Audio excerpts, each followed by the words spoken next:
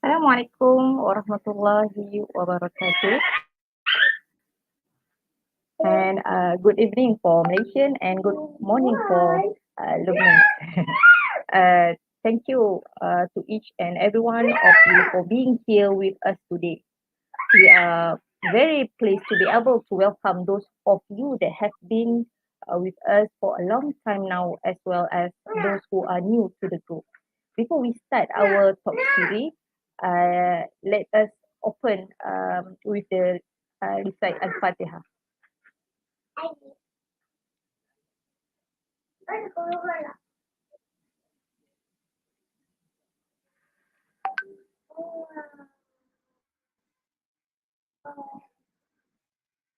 Alhamdulillah, today this is a big opportunity for Malaysian because we have a opportunity session with the Miss Nouhad Awwad.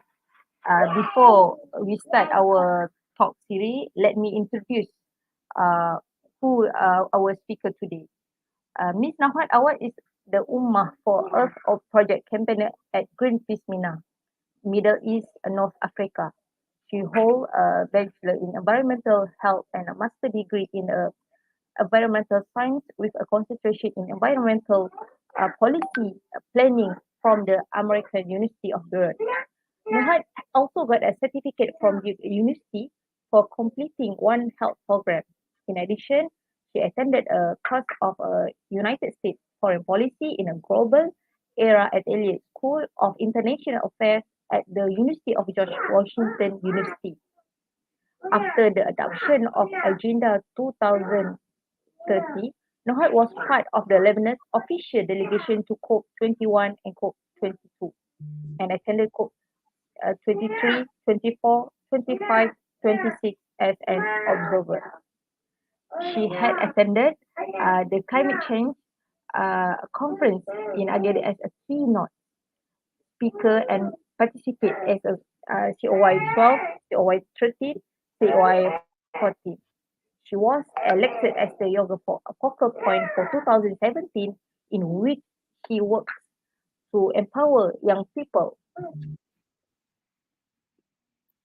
Uh, Now, let me pass the talk series with to the Miss Nouhad Awwad. Please welcome. First of all, thank you, Anu, for this introduction, and thank you, GRASSMalaysia, for the invitation and for this opportunity to be speaking with these audiences about a very important topic, which is attaining taqwa through sustainability. I'm very delightful to be here with you. Like you have mentioned about Ummah for Earth, and like I'm the campaigner for the project, so I would like just to give a brief introduction to our audiences about this project, which is led by a coalition of allies: IFIS Eco-Islam, Islamic World Wide Relief, Greenpeace MENA, Greenpeace Southeast Asia, our office in Malaysia and our office in Indonesia, ABIM Foundation in Lebanon, Greenwich Foundation in Egypt, Atlas for Development in Malaysia, Bahu Trust in UK, Green Faith in USA, and a global one in UK. So like, and PPI UNAS in Indonesia. So it's, as you see, like we have a variety of organizations ranging from organizations in the MENA region to organizations in Indonesia and Malaysia to USA and UK. And we have also individual allies as Dr. Audi Jayusi in Bahrain, but he's from Jordan, Nana Furman, residing in USA, Tariq Al-Alami from Bahrain, and at the same time we have Dr. Fakhruddin Mahbunjaya from Indonesia. So why all of these people came together? For creating a Muslim climate movement. The Muslim communities around the world are being affected by climate change, but unfortunately their voices are not well heard.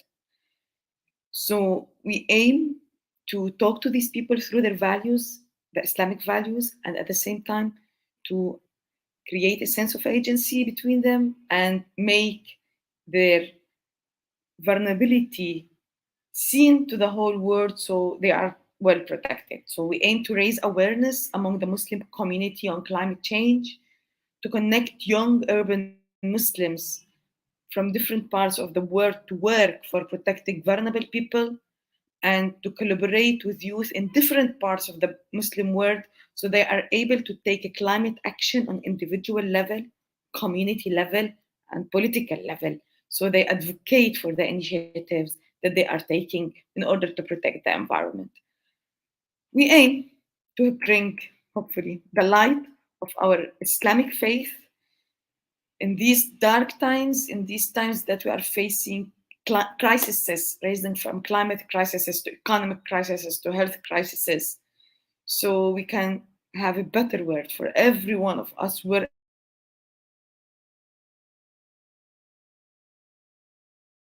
they are, wherever they are. Project to harness the creativity of the young Muslims around the world to address mainly climate change. And like in Ramadan now, we started a truth or dare platform. Like we had version A last year, and now we are having the second version this year, which aim to build a sustainable future by having individuals working on building their eco habits, and these habits can be on an individual level and by building their initiatives, and these initiatives that are on a community level, so we all of us work on a collective manner in order to attain taqwa through Ramadan. And I'm going to put the link for the game in our chat so you can uh, get into it. I think it's in the private chat. Maybe I need to put it here in the comments. Okay, I'll put it in the private chat and leave. Uh, and also, I would like to invite you to join Ummah for Earth by this link also. Here, I would like to ask the people who are hearing us through YouTube, through Facebook, wherever you are with us, what are the individual acts? What are the things that you are doing, especially through Ramadan, that you you are doing it in order to help you to attain taqwa, and at the same time you think it's a sustainable practices?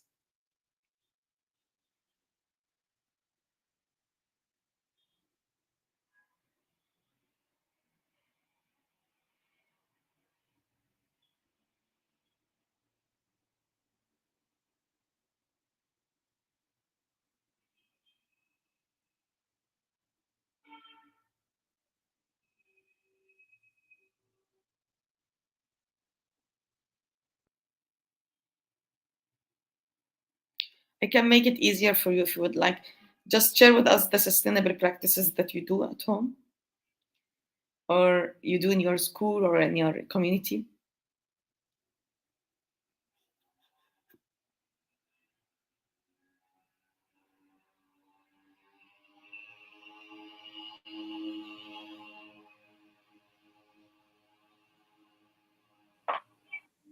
One of our audience said they help their parents at home by every day they try to clean up with the tricycle. Recycle. That's yeah. And here, yeah, it's I'm very thankful for you to share this, and it's very important to first help our parents. Second, think how we can be producing less waste at our homes, but by first not uh, buying things that we don't need, by being green at the same time, by reusing things that can be used, and then things that like we need to buy and then we cannot reuse it anymore, make it recyclable, or organic waste go to compost so it can be used in agriculture later. So yeah, this is one of the things that can be done.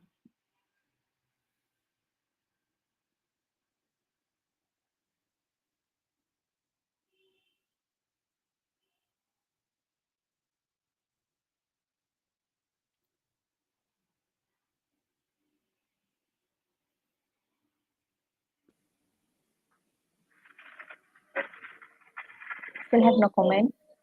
Yeah. Okay, so like I want to continue, and here I want to speak more about the values of Islam, and at the same time the principles of Islam that allow us or oblige us to be a good Muslims by protecting the environment. And like now we are fasting, and there are many reasons to fast. And it's written in the Quran, يا أيها الذين آمنوا كتب عليكم الصيام. So we fast to develop taqwa. And by fasting, although we stop eating and stop drinking, but in reality, we are training ourselves to control our desires. And we are getting away from sinful deeds. But in the Quran said, "Oh, who you believe." And here, like, let me read it because I don't want to not say it properly, which is from the Quran. Fasting is prescribed for you as it was prescribed for those before you, that you may become righteous. And how we become right? And how we become muttaqun? The word taqwa, if we want to go to its roots, it means that we need to be mindful. That's meaning, in other words, piety. We fear God in all of the acts that we do.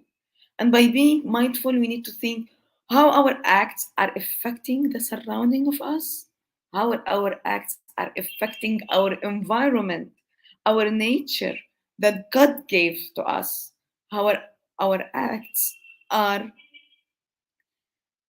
being on the way that leads us to God, to be the right people.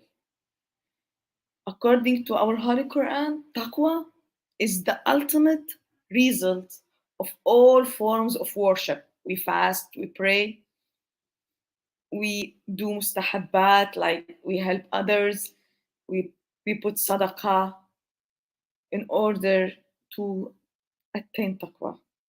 And even simple things, these are mentioned, are also related to our environment and are also related to building a sustainable future. Now our Ummah is facing a lot of environmental disasters. We are losing a lot of agricultural lands. People are being obliged to move from one place to another due to uh, extreme weather events that are becoming more frequent due to climate change and more extreme due to climate change, due to the raising of the sea level. And many cities now are going to be affected. Many fishermen that livelihoods are from fishing are also going to be affected. People who work from tourism, their lives are also going to be affected due to water shortage in many areas. So people are abandoning their agricultural lands, are moving from one place to another. All of these disasters, all of these sufferings, all of these people that are losing their livelihood resources, that are losing their jobs, that are being obliged to leave their places, push us to say what we need to do as people of faith. God has gave us the gift of these natural resources. Are we keeping this gift? Are we being a Khalifa? Are we being good people that are keeping the balance?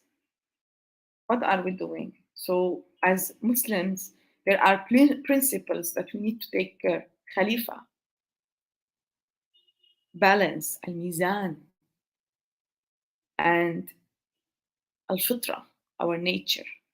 So if we go and look at our Quran, God said, قَالَ إِنْتِ جَاعِلٌ فِي الْأَرْضِ خَلِيفَةً, which is we are the Khalifa of God in His creations. We are the people who are subservient to this earth. We are not only its stewards. We are not only the owners. We are the people who need to take care of it. So how are these resources being taken care of it? How we are in our lifestyles on an individual level being Khalifa? What are the changes that we are doing?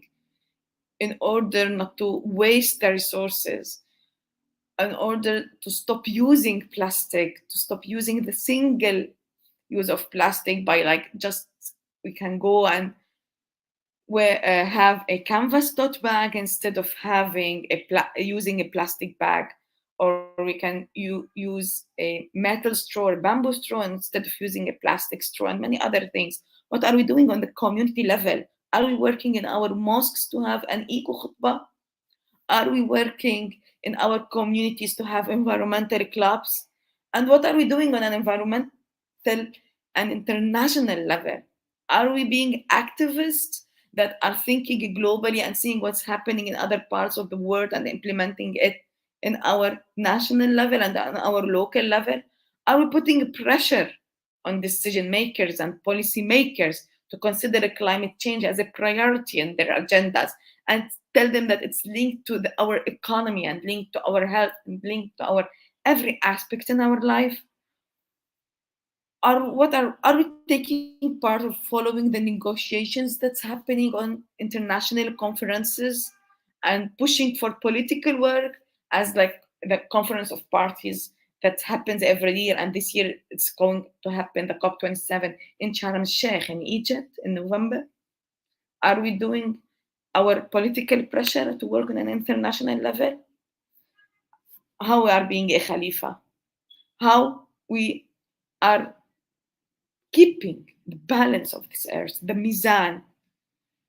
God created these natural resources that many of it need to be natural reserves, and we do al-himaya, al-hima.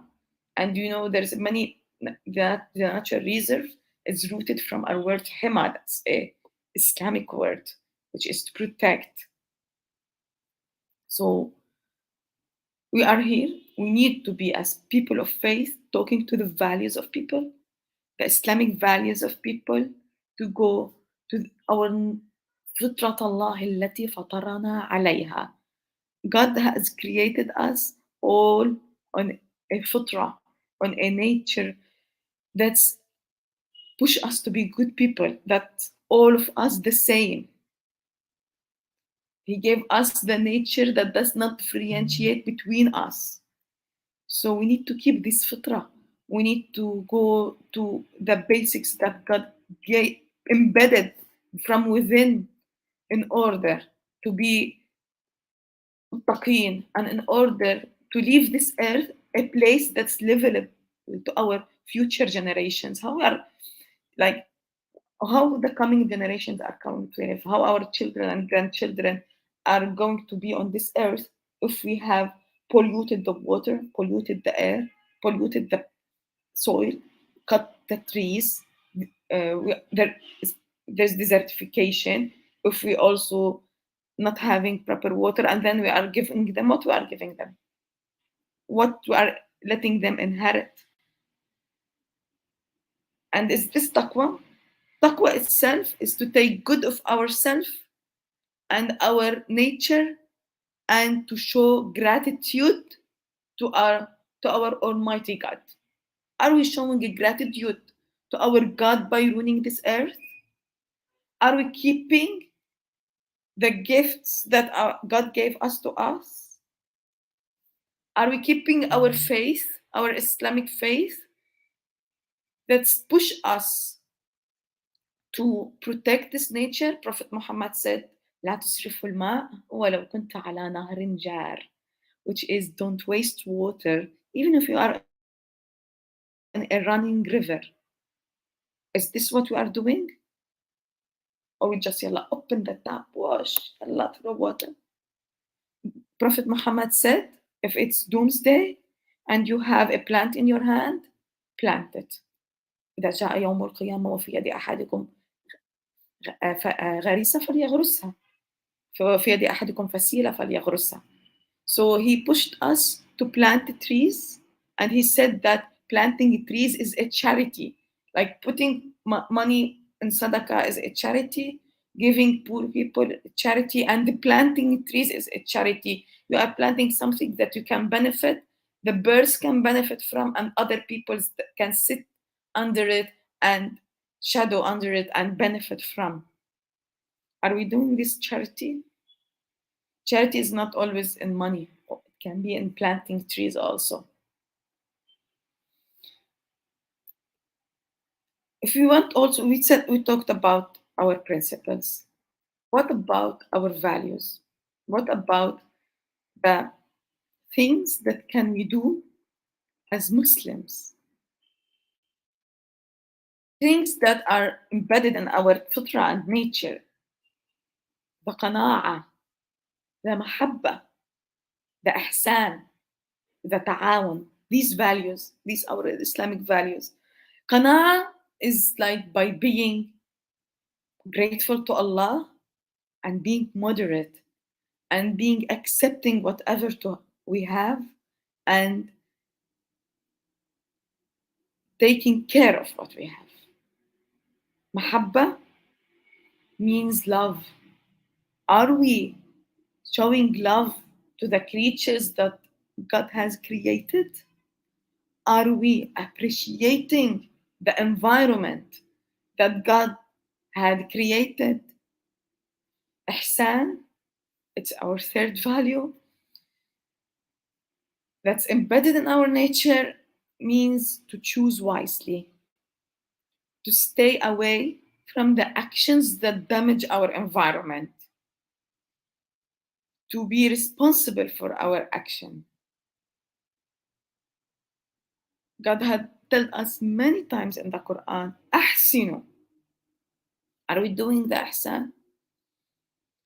And the fourth value that I'm willing to talk about today is ta'awan.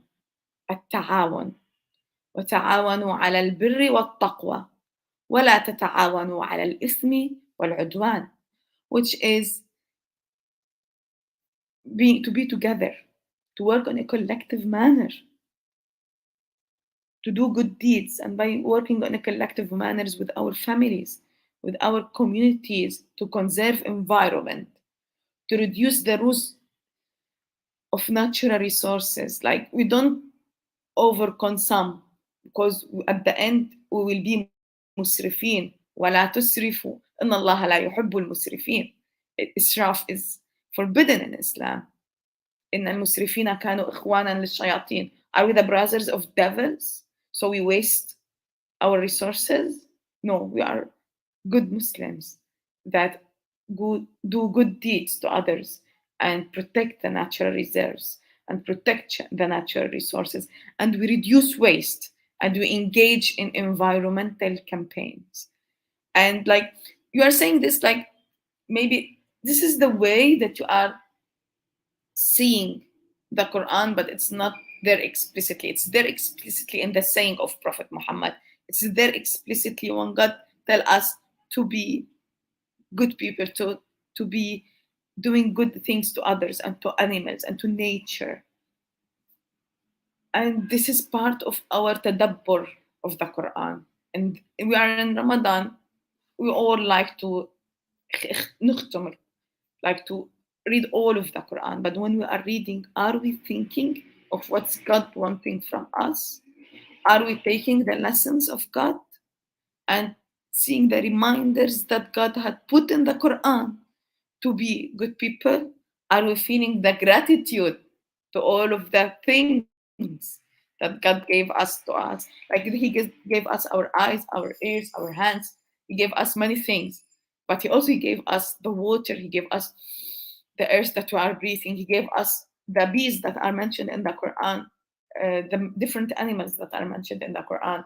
He gave us the plants. He gave us all of these. Are we taking care of them?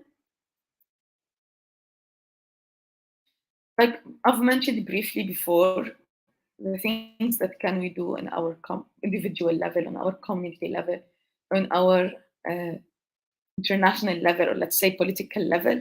And here I would like to end it by speaking about 8 themes that can be done and taken as Muslims. We can go and provide awareness to the public on individual level and by working in a community and in organizations in the civil society.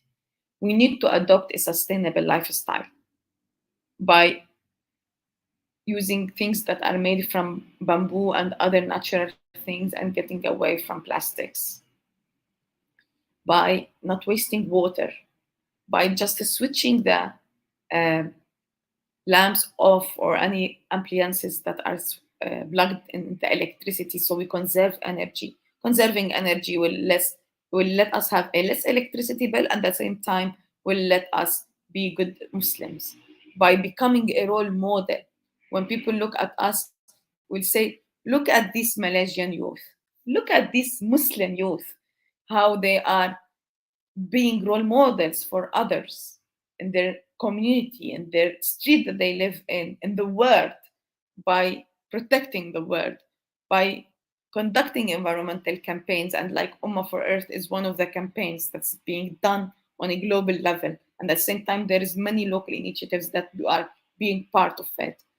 By working together for NGOs, let's be away from the one-man show. We are here as Muslims. وَتَعَاوَنُوا. Let's communicate with each other from different parts of the world. Let's work together.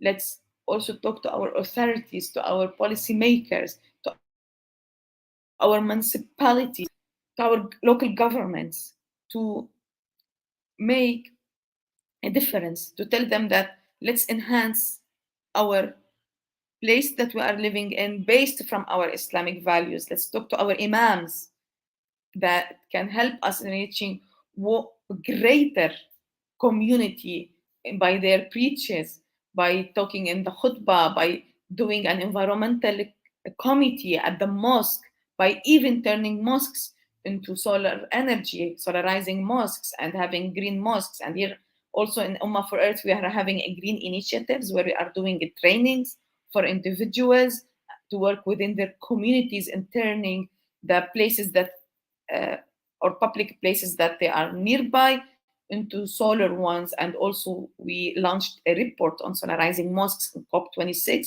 has 10 mosques as a case examples from all over the world, and it was stating how solarizing mosques can help in uh, having less um emissions, carbon emissions, by creating jobs, by being good Muslims, and by at the same time being able to reach the community, and by having less electricity bill, and how it was saving uh, on economical level and saving on environmental level and good for the society. And also we solarized the Glasgow Central Mosque during COP26 by 180 solar panels in UK, Glasgow, UK. So be an environmental volunteer, contribute by your time, by money, by planting trees, by whatever you can do on individual level, at home, at school, at your street, at your mosque, in order to conserve our environment. Thank you.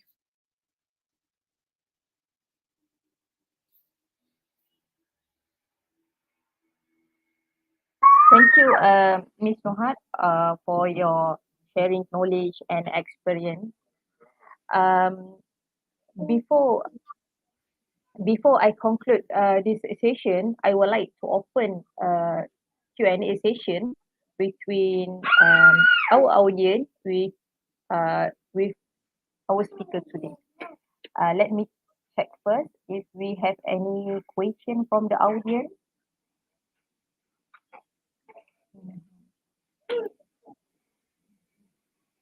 Okay, we have two questions from the audience. Wait.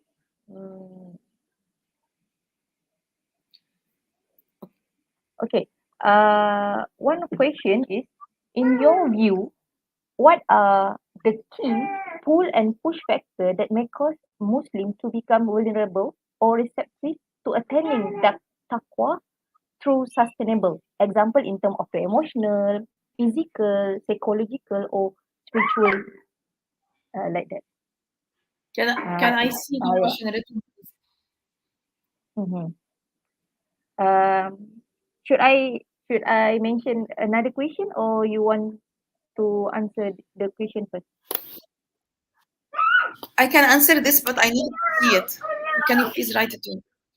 Oh, okay, okay, okay. I will copy paste it.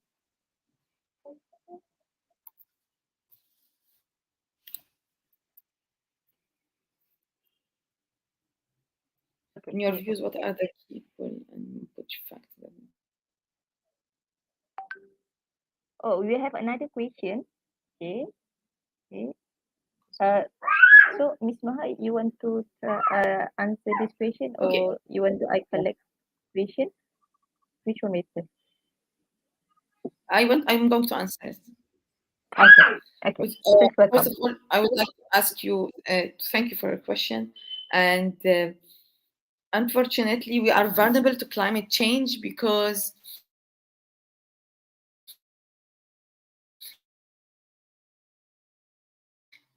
we are being in a place and by the adverse effect of climate change. And at the same time, we are the ones that, let's say, didn't uh, contribute to that. So here, let's ask for countries that have been doing a lot of improvements and developing, and they have all of their developments and factories and all of these emissions and all of this money that accumulated through year to hold their historical responsibility to climate change by helping in paying for the adaptation measures for all of the vulnerable communities around the world and by allowing for technology transfer to all of the other parts of the world. So it's unfair to first have all of the developing all of these emissions and let others pay the price for it without contributing to that and paying the price to what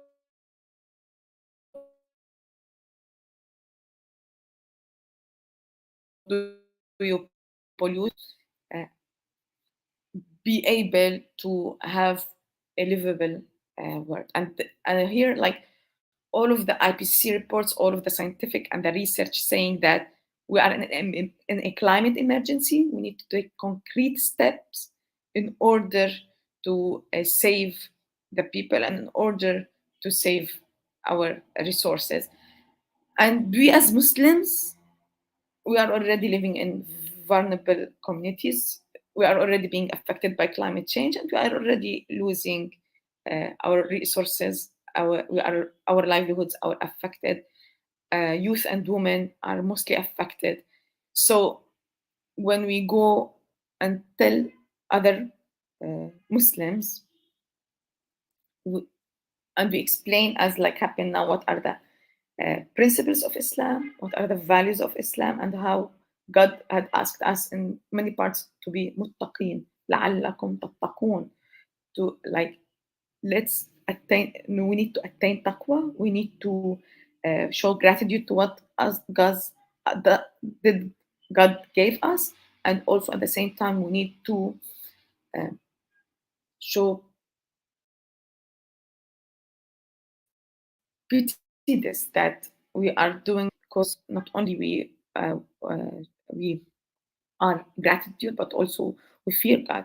So emotionally by talking to the Muslims and telling them that our brothers and sisters are suffering and it's our duty to help them by telling them that we have the power on individual level, the physical power, the mental power to learn from each other, to protect each other and protect the world. And when we say Ummah, it's not only Muslims. You know that God has considered all of the humanity. And so, are we doing this obligation? And this is will be rewarded by, like here I'm going to mention a verse from the Quran. Man ahya nafsan فكأنما أحيا الناس جميعا, who make one soul, one human being able to live. He made all of the humanity able to live. So you are helping other people survive. You are helping other people to be able to live in a considerate manner. You are helping the next generations to take benefits of the natural resources that God give us. So imagine how you are being good to humanity, and imagine how this will help you to be near God, and imagine when you are following what God had asked you and what Prophet Muhammad had asked you, how you are going to be a good Muslim that preserving his fitrah.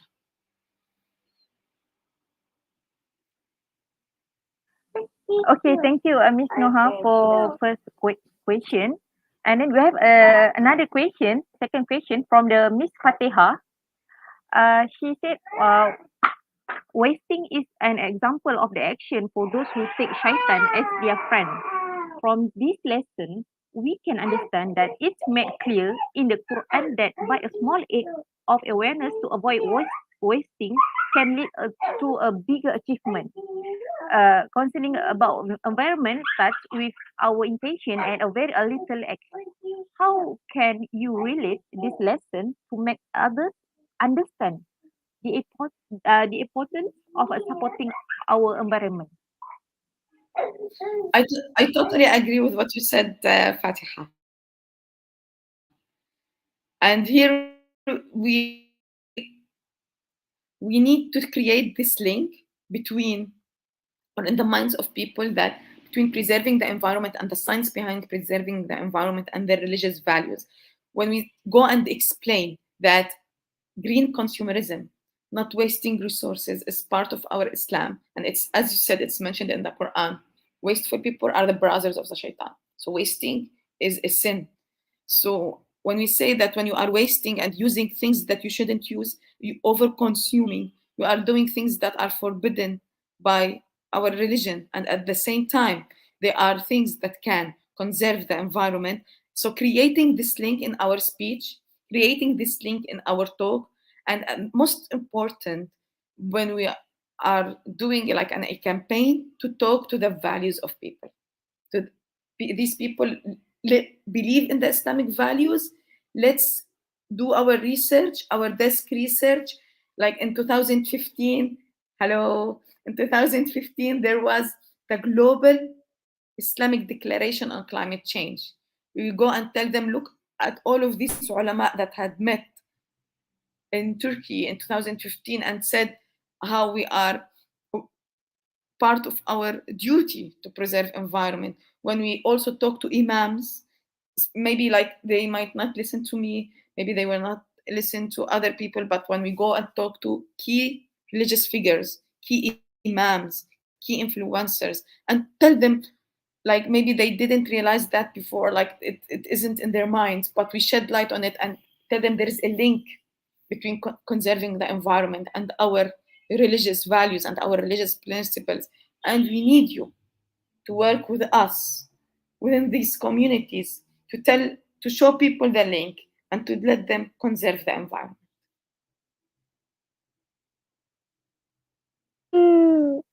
Thank you, Ms. Noha, for the wonderful answer for Ms. Fatiha's question. And then we have another question regarding our topic today. Who will be most impacted and what are the impacts to them? Unfortunately, people all over the world are impacted by climate change. People all over the world are impacted by the loss in environmental uh, resources, our natural resources. If you want to say that our uh, communities, or like in all over the world, poor people are getting poorer, and they are facing the greater impacts of climate change. And these impacts are hitting the Muslim world all over the world. We have, that we are a 1 billion Ummah. And also, I don't like to say only we are 1 billion Ummah. We are a 7 billion Ummah because everybody is part of this Ummah. وَجَعَلْنَاكُمْ شَعُوبًا وَقَبَائِلَ لِتَعَارَفُوا. Like we are different nationalities, we are different mentalities, but like we need to know each other. And as you see, poor people are getting poorer, and like climate change, if you want to talk about the Arab world, it's affecting over 100 million people who are poor and less resilient. If we want to talk about people in Indonesia, they are more and more of their forests, and desertification is increasing. More heat waves are happening all over the world. Heat waves means more health problems, more warming, more sea level rise because snows are going to melt, and more people are being unable to do their daily practices. What we are also saying that there will be more water shortage. Like here in our Arab region, it is considered one of the most insecure food and water regions, and many other places in this world, in Bangladesh also, in any place they are going to face this. Extreme weather events are being more adverse and more tough and more devastating. And we can see the floods that happened in Bangladesh and the ones that happened in Indonesia, and the crises that are happening in Malaysia, and the forest fires that happened in Algeria. It's all over our Muslim world. And all of these are being more extreme due to climate change. And now, in Paris Agreement, where in 2015 the international uh, country, like the international people, like it was an international meeting where around 190 countries attended.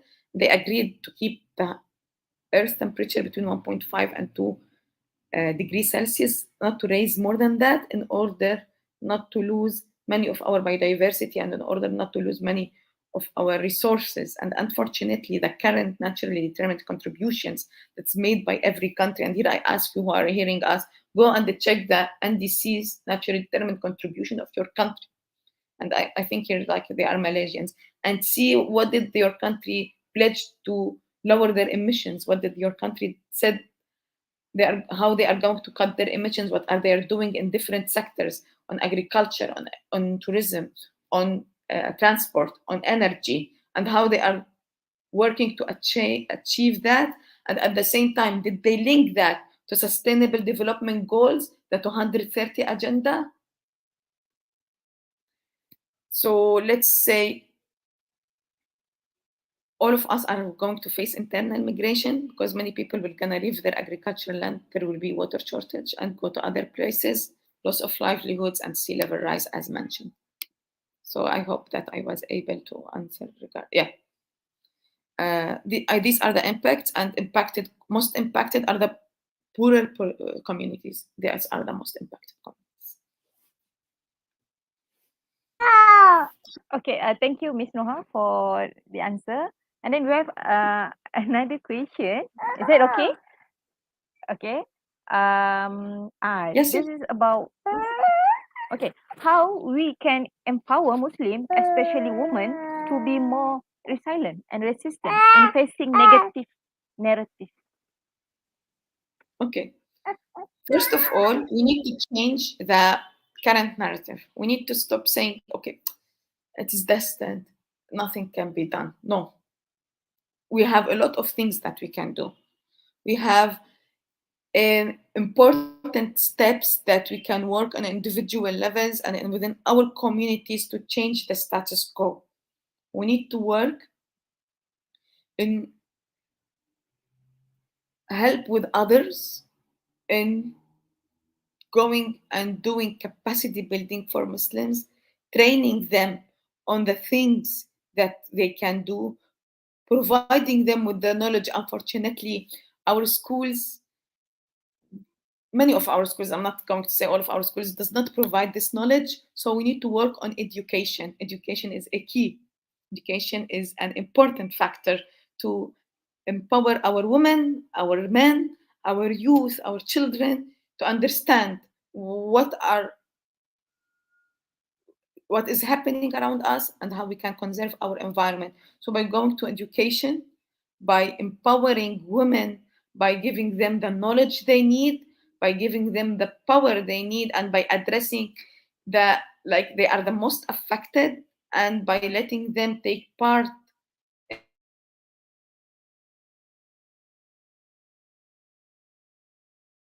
in public, by letting them and being a good, hardworking part of the society, because we are half of the society and we raise the other half.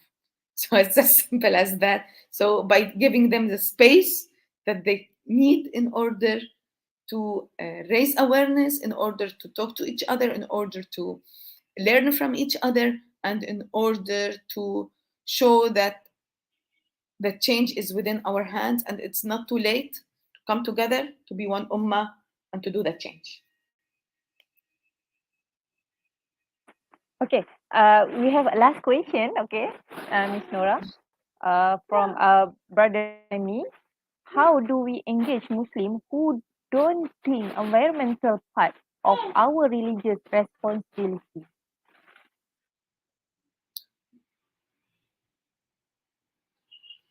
Okay, thank you for your question, and thank you for all of the people that asked the question. We need to show it to them. We need to show the link, how protecting the environment is part of our Islamic values. We need to explain to them what is Tawheed, what is Khalifa. I'm not going to repeat them now. What is how we can attain taqwa, how we can attain mahabba, how we can attain ihsan, all of these values and all of these principles that we have. First of all, we need to live them, keep them in our mind and in our hearts and live them. And just being a role model can be one of the things that get Muslim engaged. Second, by going and explaining this and showing the link with environmental work, by doing awareness campaigns, by volunteering in environmental NGOs and working on the ground to improve the livelihoods and improve the life in our communities. So these are things that can we do in our step. And at the same time, if we want to go a further step, we go and talk with our religious figures, with our imams, with our political leaders, to help them explain how it's a religious responsibility to live and to take part in this earth. And here I would like to mention that we at Ummah for Earth, we had a Green Hajj guide and app, and it was launched last year in July 19, the English version, and in October 20, the Arabic version. And now we are working to have it in the Indonesian Bahasa version to launch it this year. And it shows how even when going to Hajj, you need to take care of the environment, and it has recommendations for individual levels, for community level, and for governments and for companies to take responsibilities and to make pilgrim more environmentally sustainable. And this can be through transport, through not using plastic, through segregating waste. I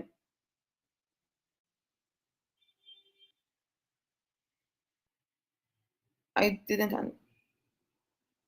Okay, sorry, like, but what's written in Malaysian, I didn't get it. So this is on one thing. In here also, I would like to invite you to visit our website, www.ummahforearth.org, and you can see different things that we've done from the green initiatives, from the green mosques. By engaging in green mosques and green initiatives, you can raise awareness and show Muslims that's part of our responsibility. You can read more about the Green Hajj Guide. Also, we had a story map where I invite all of you to submit their stories. The aim of these stories is to show the agency and urgency at the same time, and to show that the young urban Muslims in all over the world that we are facing the same problems. For that, we've had received stories of vulnerability. People are saying how did the climate change affected their life, how they are facing floods, and received stories of actions by from a woman from Pakistan. She said how she started working on a local level, then a community level, and now she is working on international level. She's called Warda. how people in Iraq are working. A person from Iraq shared his story, how he turned an arid land to an agricultural land, and now it's a source of their livelihood. A person from Saudi Arabia shared how he saved a fox. So go and check these stories, submit your story, submit what you are doing in your community, in your country, on how to conserve an environment, and ask others to do so they can see how Muslims around the world are working to achieve sustainability.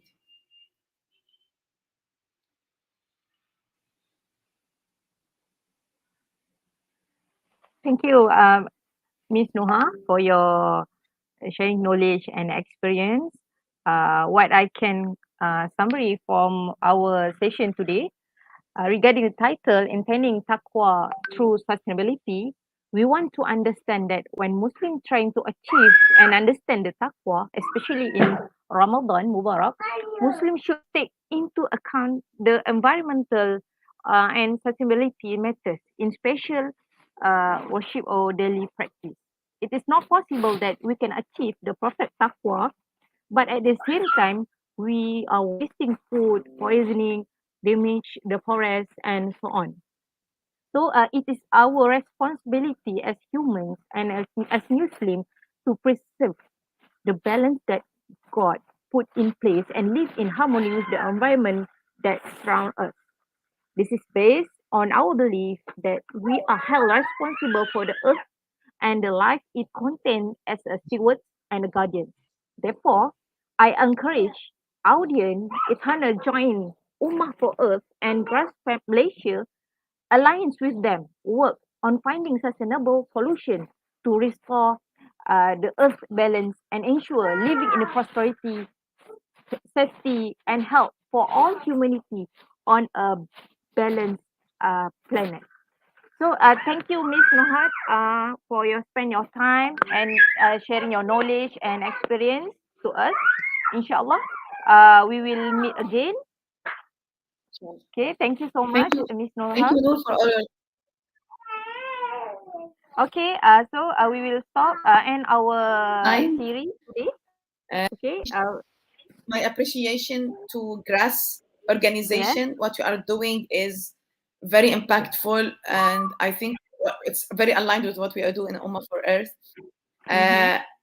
Thank you for hosting this, and thank you for all of the efforts on working on environmental aspects and Islam. And I'm very delighted to be here. Thank you again. Thank you, Noor, for all of your time. And thank you for the audience that have been with us, for sharing their questions and for taking part in this. And I hope that what I said was helpful. I wish you a good life and a good hereafter. And Ramadan Kareem to all of you. Okay, thank you. Thank you, Mr. Ha. Inshallah, we will meet again. Inshallah. Okay, salam Ramadan. And then we will end our series with Tasbih, Kafara, dan Surat Al-An. Bye-bye. Bye. Ah.